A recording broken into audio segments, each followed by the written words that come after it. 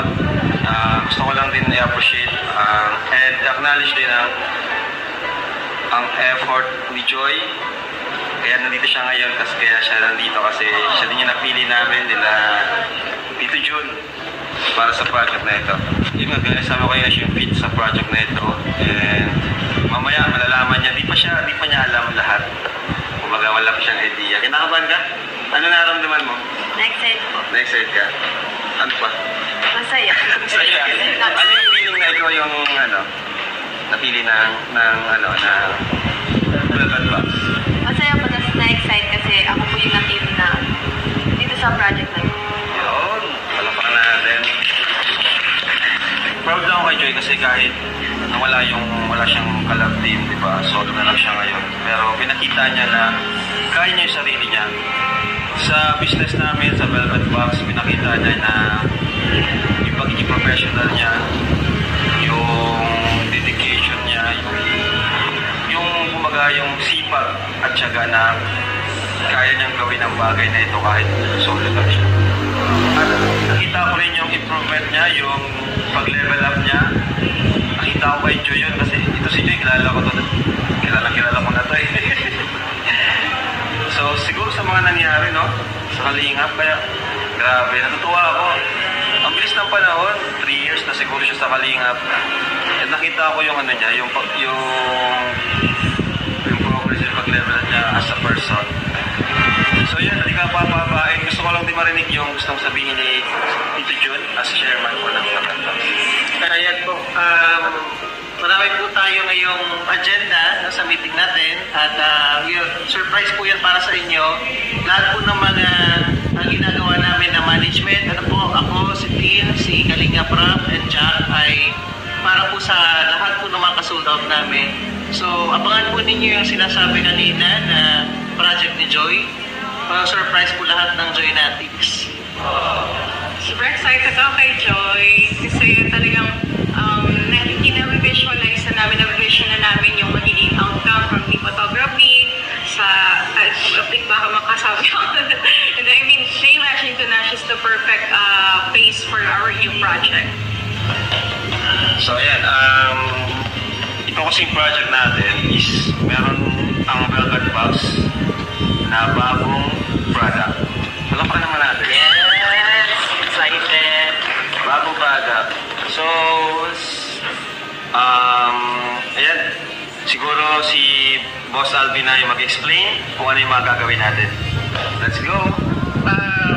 Ngayon po ay nandito tayo ngayon sa meeting para pag-usapan po yung gaganapin na launching ng kauna-unahang release po ng Velvet Box Watch.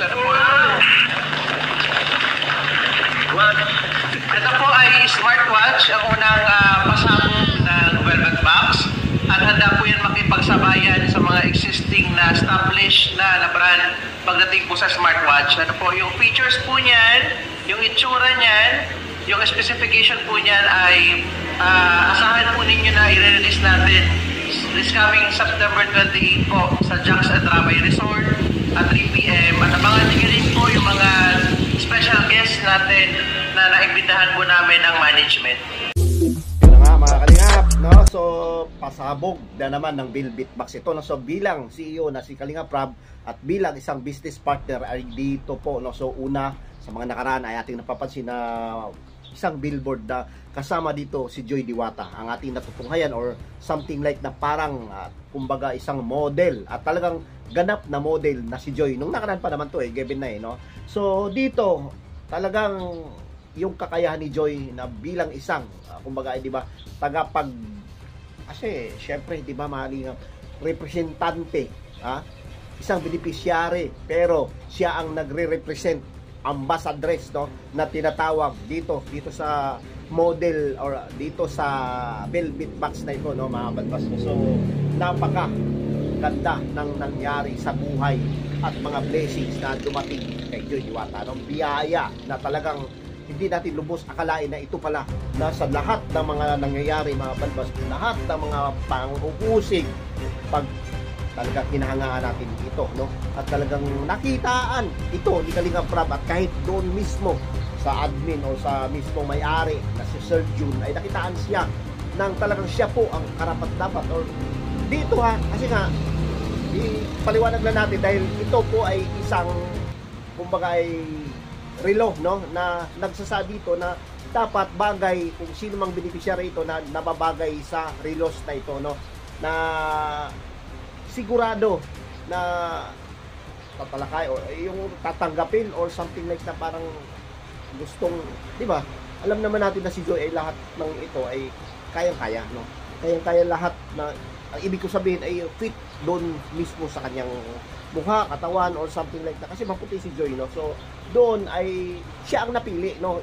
Siya ang hindi niya ito nainasahan kasi nabigla si Joy no dito at nagkaroon nga ng isang appointment or something like na gano'n na meeting na nandoon kasama ang beneficiary ng Kalingap na si Joy Diwata no. So dito mga Kalingap ay gagawa natin ito ng reaction dahil ito ay umpisa pa lamang mga Kalingap no. Umpisa pa lang sa umpisang journey or career ni Joy na talagang nagustuhan natin lahat dahil ito na po ang ating pinakahihintay na ito nga si Joy ay gusto natin na makamtan ang nais niyang pangarap sa buhay o makuha ang pangarap niya sa buhay na makatapos sa pag-aaral. So dito sa parang ito no, hindi inaasahan ni Joy na talagang mas malaki pa ang tsansang magbago pa lalo ang kanyang buhay dahil dito sa Bilbit Box na ito na siya ay isang gagawing ganap at talagang model ng isang kumbaga brand na sabihin natin ay isang relo no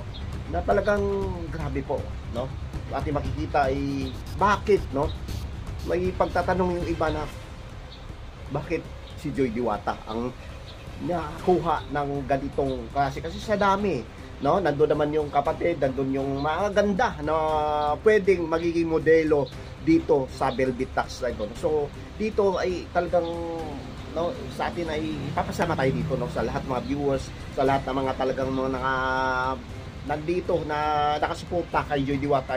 Papasalamat tayo na siya ang pinili mga balbas no. So dito kung ating pansinin sa mga nakaraan no, kabilang si Joy doon sa billboard no, sa billboard poster na malalaki na nandyan sa kalsada na nakikita natin ito no, ito mga model na ito ay talagang ano nangyari, very proud dito sa Kalingap Prab na mga beneficiary ang nandyan no.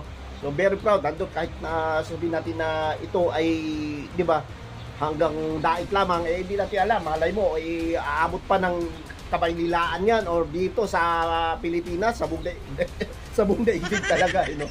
So dito papasalamat tayo mga balbas no.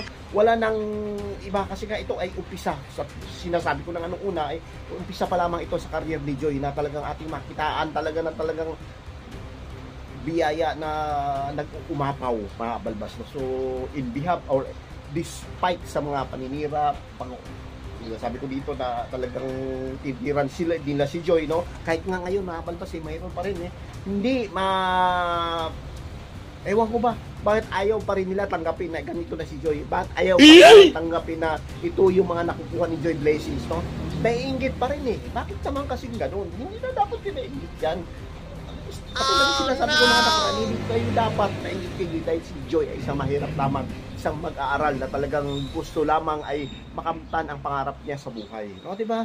Ayaw, wag na. May mga iba ngayon na makasama natin mga reactor na naglalaban-laban ang sa atin lang naman ay, no, nasa Kalingap tayo at isa lang naman ang ating sinusuportahan sila at syempre, diba, kung meron tayo kanyang beneficiary na nagiging fan o supporters, diba, dapat magkaisa. Pero ngayon nga kasi, sa mga naging toxic no, so sayang naman no. At nakakahiya naman kay Kuya Bal, kay Kalingap Prab na ganito tayo, nag-reaction tayo tapos yung mga banat natin ay pambabato. Hindi ko alam kung totoo ba kasi hindi ko alam kung ang sinabi doon sa isang reactor na ito ay talagang si Joy ay talagang binigyan niya na masakit na salita no. So hindi ko alam. At ito naman ang ating kasamahan, kaibigan din natin ay talagang di ba, nagdi-defend lamang no. So hindi ko masasabi na kakampihan ko sila no. Sa atin dito ay kakampihan ko itong si Joy at kayo no, mga viewers no, na talagang gusto lang naman ay magiging maganda at maayos yung buhay ni Joy no, at magiging defender no. At kumbaga di ba, ano man ang update yun ang ibibigay natin no. Wala na kung sa ano man hindi for content or di ba, kung tayo ay gusto lang natin ay views or revenue, ay kailangan magbigay tayo ng pangit, no? Kailangan ba bang ganun, no? Na sinasabi dito ng iba na hindi naman daw kailangan, pero bakit kailangan pag gumawa ng ganito para lang gumawa at tumaas ang views or lumakas ang channel nyo? Hindi dapat ganun, no? Nasa Kalingap tayo na, o sa one family, o bakit napunta tayo roon? So dito mga Kalingap, no? So ito na, very exciting na ito kasi mga kabalbas, dito nga may meeting na nangyari, no? Kasama si Joy dito at ang Kalingap Rab, Ma'am Jack, at sa lahat ng mga dito may-ari mismo ng management, no? Dito sa Velvet Box ay magkakaroon na ng, ang kasunod nito kasi magkakaroon ng photoshoot after meeting na ito. So may mga schedule at pagdating dito sa mga pormahan at diba, mga posture, yung position kung paano at gano'n ay mga tindig kung paano gamitin kasi relo ito mga kabalbas, no? So ito ay ating makitaan dito na si Joy po talaga ay magiging kumbaga ay hangaan natin to dahil kumbaga sa ABS o sa ano, no, artista na ito kabalbas, no? So magiging artista si Joy na at hindi lang isang model pa, no? So very proud dito si Joy at makitaan naman natin, no, ano ba ang nagiging reaction ni Joy. Wala namang ibang sinasabi si Joy mga Kalingap, no? Kundi ang pasasalamat, kundi ang pasasalamat sa mga tumulong at handang tumulong at talagang nakasuporta sa kanya, no?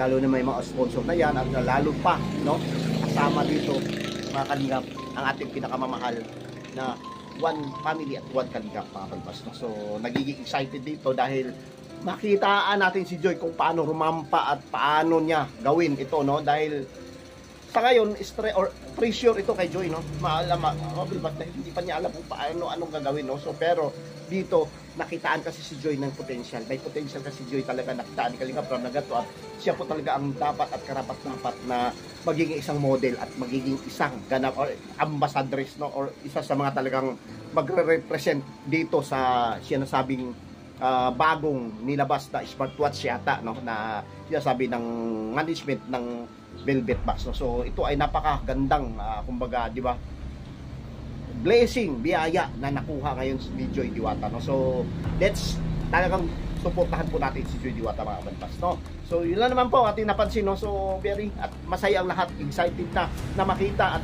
lumampa si Joy sa entablado or something like parang kumbaga, di ba, sa kanyang kumbaga, di ba, mga pictures or sa mga pictures niya diyan na talagang maganda ang kalalabasan dito para sa kanya at ito magiging isang ganap na diwata ito si Joy ng mga balbas dito sa kanyang pagiging isang model, no?